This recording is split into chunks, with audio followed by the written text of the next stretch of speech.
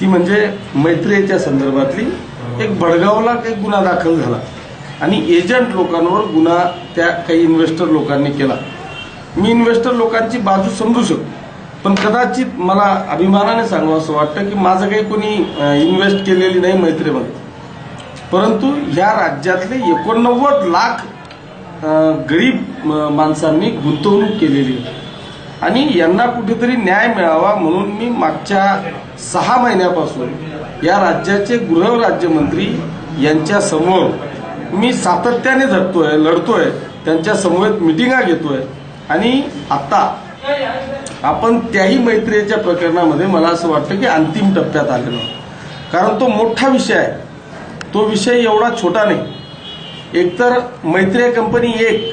त्यांच्या ब्रँचेस अनेक, जवळपास 15-20 कंपन्या त्यांनी वेगवेगळ्या स्थापन केलेल्या आहेत आणि त्या 15-20 कंपन्यांच्या नावे शेकडो प्रॉपर्ट्या या इन्व्हेस्टमेंटच्या माध्यमातून संपूर्ण राज्यात आणि राज्याच्या बाहेर आहेत। आणि म्हणून पोलीस डिपार्टमेंट समोर आज एक मोठं आव्हान आहे की या सगळ्यांच्या प्रॉपर्ट्या सर्च करणं, त्या प्रॉपर्ट्या सर्च करून त्यांची सगळ्यांची व्हॅल्युएशन काढणं, व्हॅल्युएशन काढून माननीय न्यायालयाकडून त्याच्या विक्रीची परवानगी घेणं, ती विक्री करून त्याचा सगळा पैसा शासनाकडे जमा करणं किंवा कोर्टाकडे जमा करणं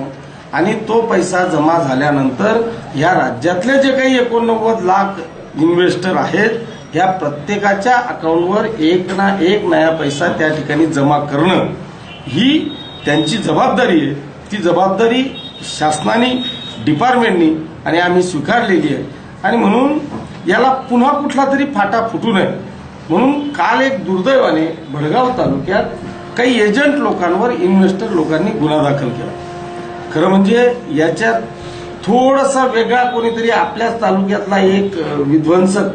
त्या ठिकाणी जाऊन आणि त्या लोकांना भडकवून अशा पद्धतीचा गुन्हा दाखल करायला तो भाग पाडतो, हे खऱ्या अर्थाने दुर्दैवाची बाब आहे। परंतु याच्याने या राज्यामध्ये एक वेगळ्या पद्धतीचं लोन जर का पसरलं आणि एजंट लोकांवर जर गुन्हा दाखल झाला, मी एजंटच्या बाजूने बोलणार नाही, पण एजंट लोकांची जर का चूक असती,